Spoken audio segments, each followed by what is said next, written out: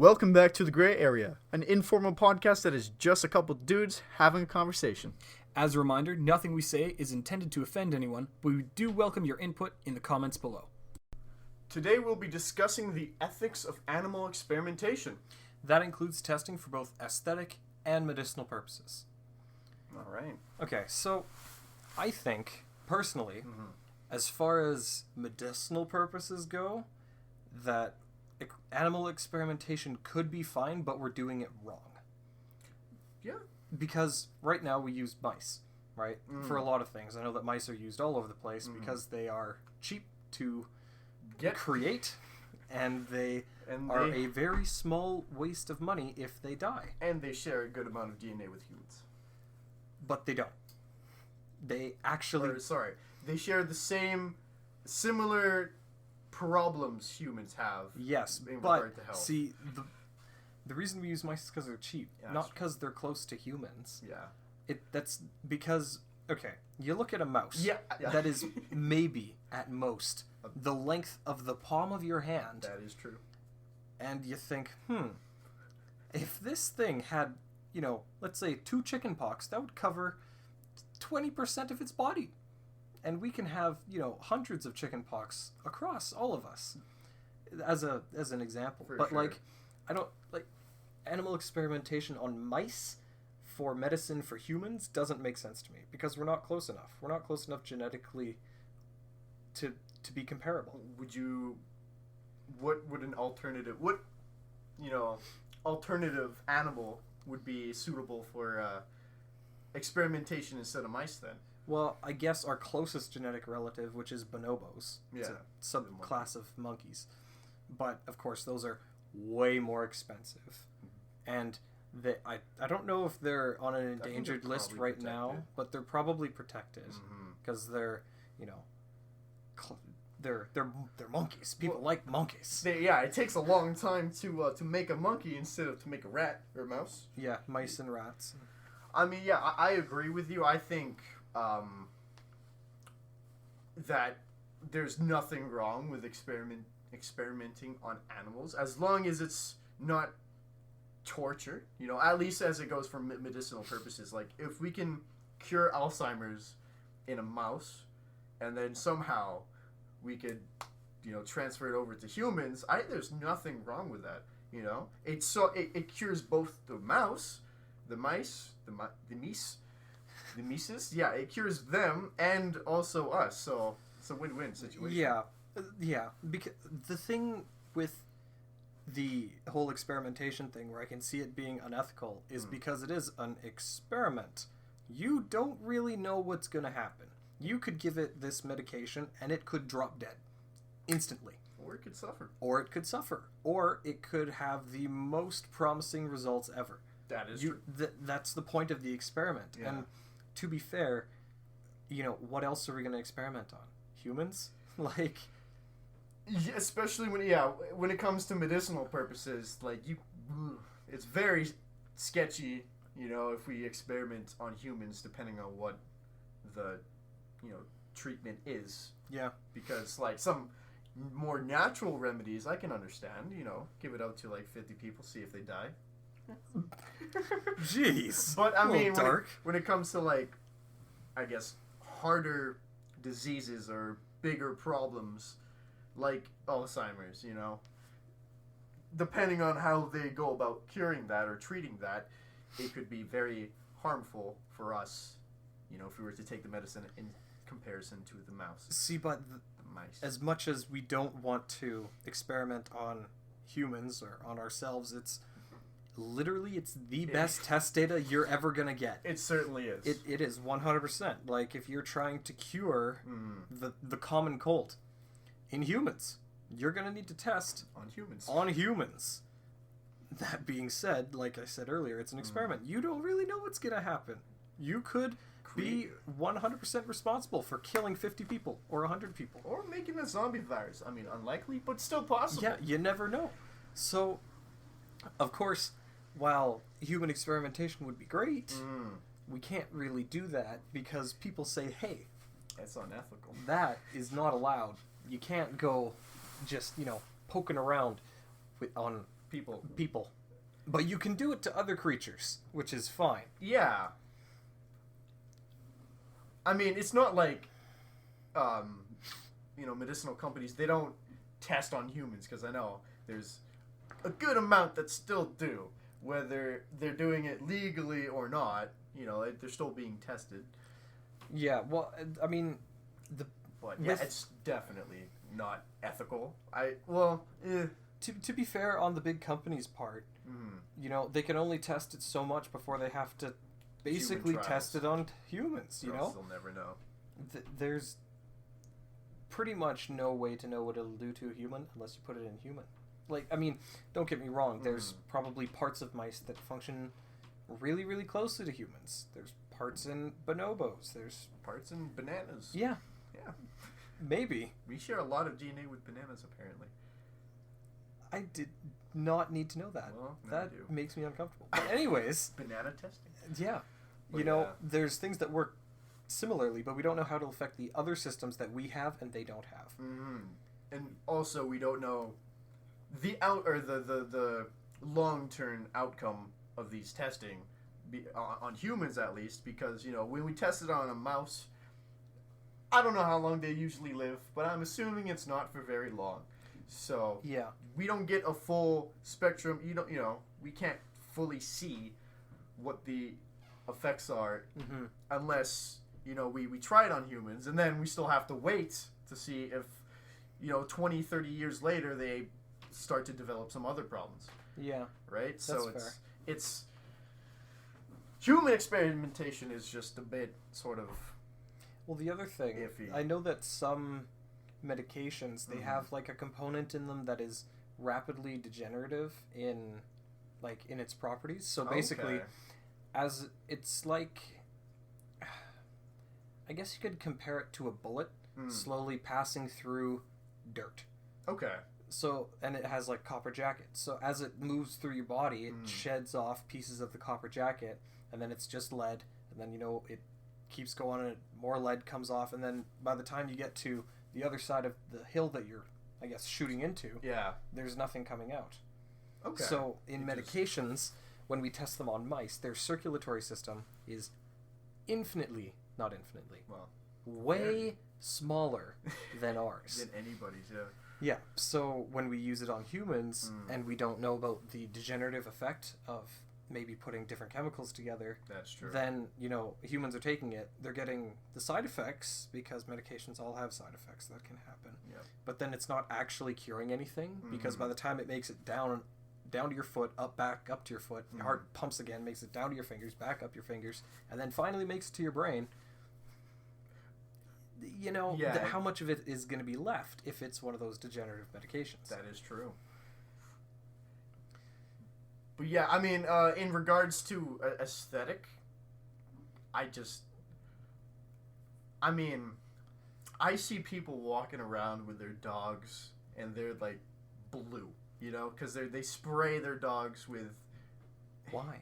'Cause Why would you do that? They want their dog to be blue or pink or purple because they can, they get their dog hair dye. And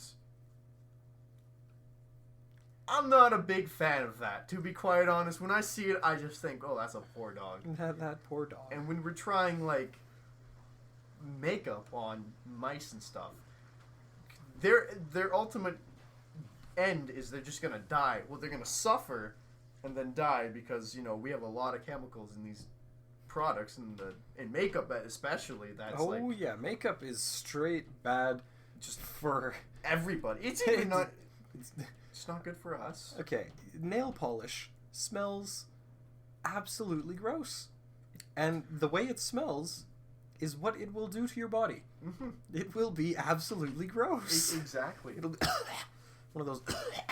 And that's on us, right? That's on humans in general. But when we're Mhm. testing it on animals, they're living a shitty life. They are. And because they're so much smaller, but the concentration of chemicals is so high, we It's have insane. a big system to deal with A lot. gross stuff, and they have a very small system to deal with the same amount of stuff that we're dealing with. The same concentration of Yeah, and it's like, that is not comparable. We should not compare these two things.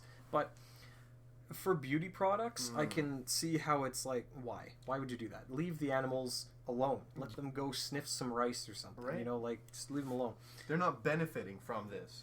That said, I can see more of a purpose when it comes to cleaning products, like shampoos, conditioners. That's because, I mean, yeah, you could test on humans, but you could also just... I know that monkeys are used a lot for ones like this because their hair is very similar to ours. Which, yeah, makes sense. Yeah, and it's like, they're getting shampooed. I mean, do they really care?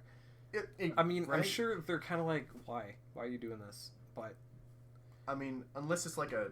I would argue that any product with a strong smell, Yeah. or like, yeah, just generally has a powerful scent, we shouldn't be using it on animals because, you know, maybe, I mean, we live in a concrete jungle where, you know, you're walking down the street and you pass some old ladies, you're gonna choke to death on their perfume in general, right? So Yep. we're sort of accustomed to smelling these smells. Or the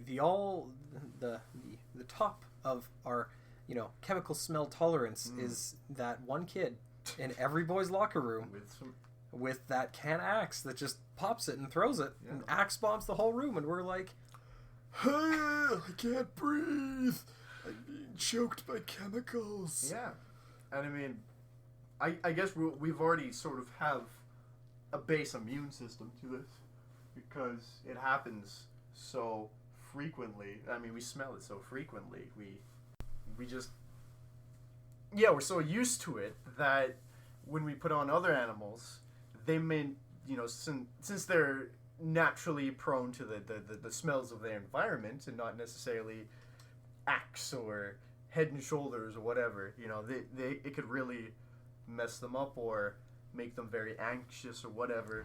I mean, that's fair. I know that if, you know, I'm in a room with, you know, that's too scented, I get headaches myself, and I live around people that do that. Yeah. However, I would say that animals in those scenarios do develop their own tolerances because, let's say we have a monkey born in captivity, Yeah, for sure. right? And then we raise it to be tested for products. You know, it will have the same tolerances as us, more or less. I guess You know, so... that is I see. Yeah, I see where your point is. I mean, as long as we are raising them ourselves, which I'm assuming that's what we're doing when we're testing it on monkeys. Yeah, I sure hope we're not just, you know, walking down the jungle. Hey, look, a monkey. Snatch He and needs some run back. shampoo. Scrub his hair, give him a scalp It's like, massage, and then send you. him back out with a nice He would fade. be the sexiest monkey around. But yeah, Tick free as well. tick free. People wouldn't have to eat the ticks off his back. But anyways, one thing that I think we didn't mention in both the aesthetic side and on the medication side is the quality of life of the animal. Like, we kind of alluded to, you know, they're going to suffer, but, you know, when you're testing on these creatures, you know, if they're born in captivity, they know no other life. They know nothing else that will happen to them other than the testing. Yeah. So is it really that they have the ability to comprehend something else? Like, if we set them free, as an example, we set 20 mice free. I Yeah. don't know why we would do that. That, I mean, mice. Yeah. Not anyways. Yeah, we sit We set a creature that we have had in free. captivity. Yeah, Then what are they gonna do? You know, that is true. Yeah, like, I mean, they're used to being tested. They're used to having their food given to them. They're used to having everything provided for them by Sleeping. us. Versus now they have to do everything themselves. So, but, you know, the argument is if they were born in the wild, they would have known how to do that, and we could have released them. but I guess that's not the point, though. It's the point that we produce them in a way. I guess, like, we took them from their families, or we got their families in captivity already, and then they just bred this animal and we were just testing it on them. I wouldn't say that's bad per se. I mean, when it comes to, like, if I was to compare this to animal, like food, Mm-hmm. like cows and chickens and just meat in general, they have a horrible life, just because they're in small enclosed areas and they're getting fed To get fat to get and then die. yeah, right. So I mean, I'm not specifically against that. I definitely think we should lower the amount of meat we're consuming, but that's a whole different That's a whole that's other a thing. whole different topic. But I don't think that is inherently wrong because, like you said, that's all they sort of know. Yeah. I mean, it is a life, right? And I think that's where the big They are Crossroads. alive, but and they do feel.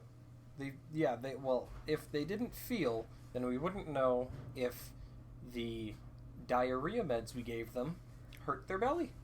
So if they didn't feel pain, we wouldn't know that, and there would be no point in testing on them. So, but I mean, they're ultimately gonna die, and I'm assuming most of these animals in captivity. Granted, they're not mice because I don't know how well. I don't know how well a mouse cares about their current living situations, right? It's like, But like, oh, I hate my lab tester. He's such a square. right? I want to move out, live off my banjo. But yeah, I mean, for other animals, let's say like monkeys, for testing shampoo and whatnot. I mean, as long as they're being treated with a decent amount of respect and care, then I don't see anything inherently wrong as long as they're not suffering from the testing itself. Yeah, but some would argue that the fact that they are in our captivity is them suffering, which is relatable to zoos. Because if they're born in captivity, they're basically a showpiece. The zoo's just like, hey, look at this, and everyone's like, so cool. Yeah, giraffe in North America, dang. Wow. Why is there a gorilla here? Yeah, I mean, So, some would argue that having them not in their natural habitat is them suffering. You know? I guess.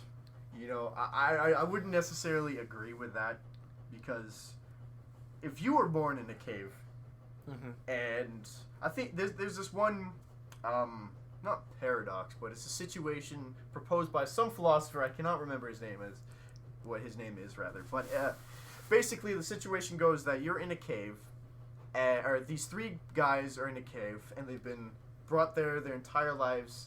All they know is the cave, and it's pitch black apart from like one candle in the back, and occasionally soldiers will walk around and they can, the shadows from the soldiers will reflect on the wall, and maybe they'll see like a cup or a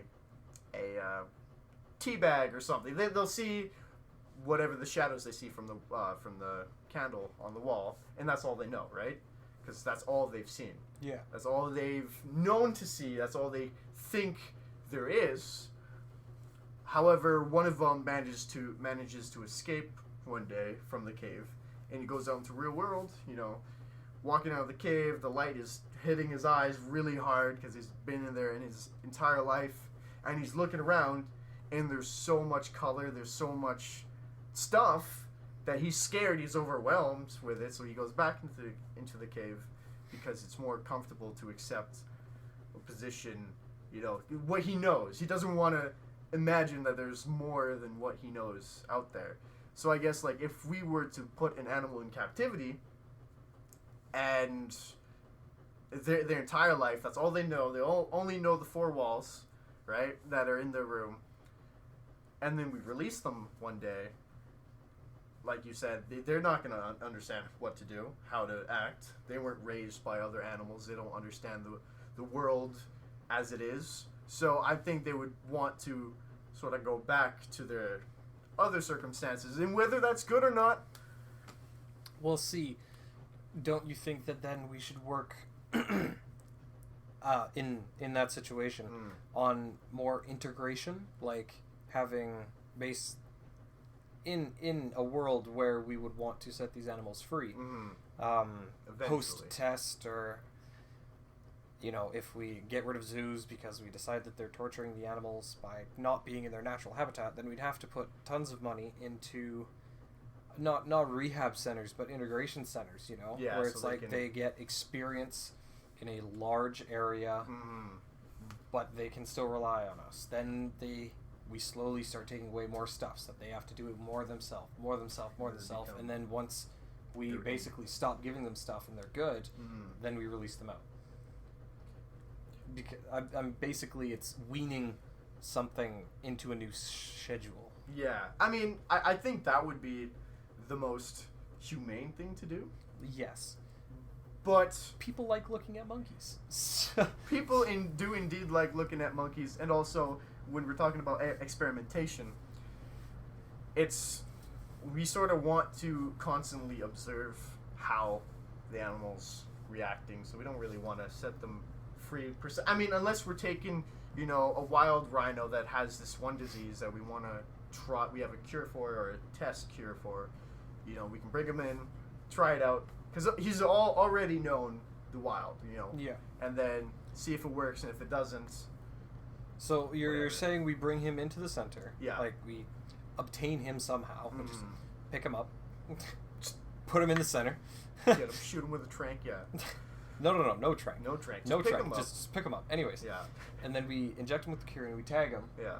so that we can find him, like put a tracker or whatever, and then we Mhm. set him back out. With this cure. So then, but we don't know how far that cure is going to make it. Like for example, I know we That is mentioned true. it with our last podcast on GMOs. Mhm. Things will spread more than you think sometimes. So if this white rhino This rhino, this rhino, he's sick. he decides that he's sick and he doesn't see himself getting better, so Mhm. he's gonna go and get him some ladies, quite a few ladies. Then this cure that we have developed and are testing on one rhino Mhm. is now tested on 5 rhinos, is now tested on 20 rhinos. Because it's spreading. Because it's spreading, could be from a rhino sneezing and another rhino sniffing that sneeze. Or just like shared eating meals or whatever. Yeah, exactly. So, the issue with testing in the wild Mm. is you have no idea how it's going to affect the other creatures of that species, the plants in that area, True. the main water source of that area. Because if it's by, llama spitting into the Into the. into the pool, Yeah. where other animals are drinking, Mm. it could spread to them. What's it going to do to them? What's it going to do to the rest of the ecosystem? Even how the cure could react to other infections or Exactly. diseases too, which is, I think, like the big problem, or one of the issues, the biggest issue, if not, for testing in the wild. But I was- testing in the wild is the most accurate way of testing, don't you think? Because if we let's take a scenario where we're trying to test for a cure Mm. of 2. Let's go with rhinos again. Okay. Let's say we're trying to cure this rhino disease that makes them have really bad, constipation, Mhm. and it's causing them to stop reproducing or something. Yeah. I wouldn't want to reproduce when I couldn't take a deuce either. Anyways, Yeah. Likewise.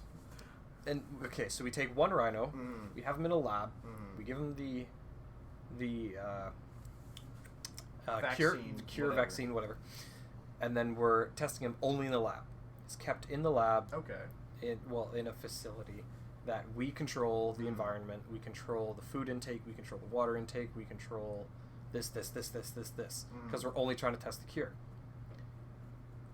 That's fine, and the cure works and great. Yeah. But you have no idea what it's going to do in the wild. So if you take another rhino in the wild and you give it this cure, and then you track it, observe it, watch how it reacts to the environment, watch how the environment reacts to it, Mm-hmm. that is a way more work.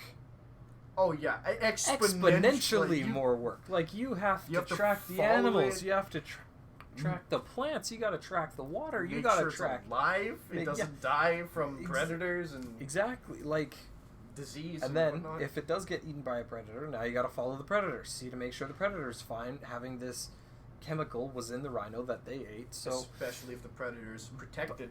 but that I think is the only way to accurately test it. Because if we control everything, Yeah. then great, it works. But does it really? Because if they're wandering through the wild, you know, stomping along, Doing rhino things. yeah, rhinoing about, Yeah. the world will throw curveballs at you. Always. So if you're trying to test in a lab, there is no curveballs, really. There's limited curveballs, I guess, because Yeah. you're controlling everything. You know the entire environment. Which is true. Yeah. You know So, what's going in, what's coming out. yeah. I mean, granted that these creatures or the disease that we're looking into, or the whatever we're looking into, is also affecting humans, because I think that's like the main thing. The reason for why we would animals. test on animals, or if they're endangered animals. Oh, or if they're endangered, yeah, that's true. But like, if it's a human disease that is also prominent in another animal, like bats and Ebola, I think Yeah. they carry that. I think that no, it was maybe it was Ebola, but they did it with another virus that was going around China. SARS? Yeah, SARS. SARS, SARS yeah. was with the bats Yeah. because the bats would bite you, and it didn't affect the bats, but it hecking affected the humans. So I mean, like, as long say if we were say this rhino, you know, rhino's probably a really bad example for the animals. But regardless, say a We're gonna use a rhino rhino again. has dementia, right? We get that rhino, we snag that rhino because he doesn't know what's going on, He has no idea. and we test on him, right? Because we have this chemical X that is going to reduce the the effects of dementia on rhinoceros. Yep. On rhinoceros. Rhinoceros. I'm sticking with it. And Rhinoceros. no rhinoceros. And Rhinoceri? and they so they hope that it works on a human, right? I think the only problem with with testing wild animals and putting them back into the environment is that for the most part we don't live like that. We don't. We live, I mean, at least here in Canada, we live pretty decently. We have cars, Advil, and stuff like that. We don't need to worry about stepping in poo and getting infected, or having a tiger bite our leg and then getting, like, tetanus or something. We don't need to worry about that. Well, we have to worry about stepping on rusty nails. That is true. That's where our tetanus comes from. You know, so our environments are vastly different. So in a scenario like that where we're trying to compare environments, maybe taking the extreme amount of stray cats that is in North America, because it is shockingly high. Yeah. Cats are almost as horny as bunnies. True that. Anyways, if we take some of them, because they live in a similar environment to us, they're in, okay, so let's put them in New York. Okay. Okay, so they live in the exact same streets that we do. They live breathing the exact same Gas. gas. Let's be honest here, exhaust. Yeah. Mm. Delicious. And they have to survive in that environment, feeding off of probably exactly what we eat.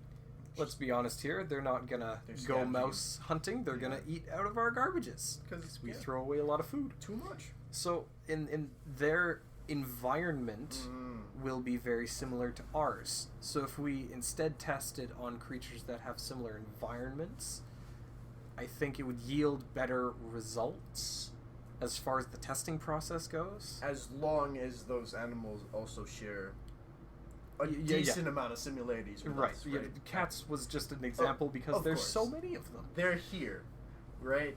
Which, yeah, I mean, I would definitely agree on with that. If we could find, like, cats or something like that, and that have a similar disease or similar problem that we do, and we can test on them because, they're localized to our environment, we might yield better effects. But I know people like cats. But yeah, Which- cats was just an example. Of course, yeah. Because they live in a similar scenario. But, okay, Yeah.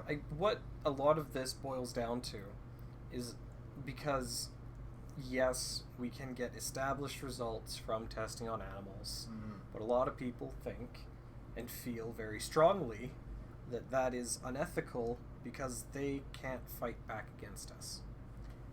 And they're not incorrect that they cannot fight back against us. That is true. I mean, they could, but they would lose. They would very The much so. humans are the most dangerous animal on the planet. Don't get me wrong. If you take a human Yep. and a lion Yep. and put them in a flat blank arena, Yep. the lion is going to win. Definitely. Definitely. Granted, the human doesn't have any other means. Provided the human doesn't have human things. Yeah, Because humans make a lot of things. and that's what makes us good. we. Okay, humans are the ultimate example of knowledge is power, Yeah, quite literally, because we have big brain. we do, Elephants also have big brains.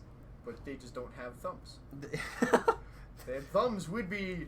We'd be in trouble. But that's a different. Yeah. So, yeah.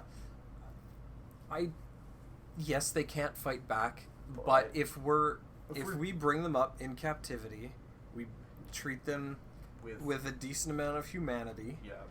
then would they really want to fight back? Their life is good. I mean, in comparison In comparison to the wild, where they're facing threats. numerous diseases, numerous other creatures wanting to give them a good old crunch, Mhm. and you know, Whatnot. Just environments. famine. You know, like if there's not enough food around, if there's droughts, yeah, environmental issues like a hurricane, tornado, yeah, earthquake, exactly. blah blah blah. Meanwhile, you know, you live with the humans. Join the dark side. You live with the humans. You're getting a constant. You're always getting fed. You always get food. You always get water. You You're in get shelter. very limited diseases, if any. Because And we are, specifically. we're giving. Hey, little monkey, we're gonna give you AIDS. Like, wow, thanks. Yeah. human. Yeah. But Yeah. they don't get malaria. I mean, AIDS versus malaria is not a great comparison, but still. it's still better than having. I mean, malaria. they don't necessarily understand that, but I truly feel that experimenting on animals, when in fair conditions, is fine. Now, of course, there's the unfair conditions where some scientist decides, hey, I'm going to beat this dog to give it bruises and then give it bruise medication to see if it heals faster. That is. How about you don't do that? Yeah. Like, Don't hit poor Scrappy. He didn't. I don't care if it's Scrappy or if it's freaking, Winnie the Pooh. I don't care what kind of animal it is, as long as it's. Don't be beating on animals just to give them a bruise Yeah. cream. but okay, so then we can compare that to the viruses then, because let's take a monkey. Okay. I've said okay too many times already. Monkey. Monkey. Have a monkey, and we want to test bruise medication. Mhm. Punch it in the face, and it gets a bruise. Imagine that. And then we give it the bruise medication, and then it works or it doesn't matter. They had a physical issue that we gave it treatment for and are testing to see if it works. Okay, let's say we're trying to cure Alzheimer's. Mm. Monkey. Mm. Alzheimer's is a bad one. Let's say malaria then. I know Okay. that we have a vaccine for malaria, but rewind time. Yeah. Take a monkey. Yeah. Now we have to give it malaria Granted, it didn't have it prior. Okay, so it had to get malaria It had to get malaria. for us to try and cure it. Mhm. So it had a physical problem. Mhm. We gave it treatment to see if it will work. That is the exact same scenario as to if we punched it in the face. That is true. But However- we would test for diseases. We wouldn't test for,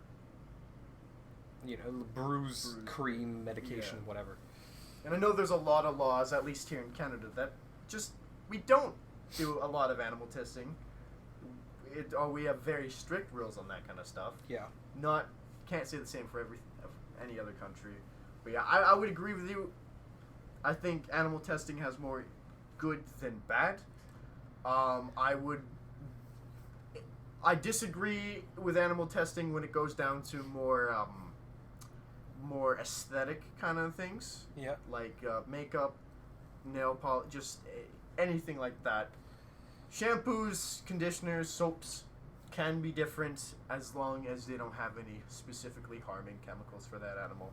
Yeah, as long as we're treating these animals with a decent amount of care, and I mean, from my respect. side, I agree partially with what you're saying. I Yeah. think we should definitely treat them with a good amount of care, but I think that all animal testing has value to it, Oh, yeah. because if we don't test on animals, what else are we going to test on?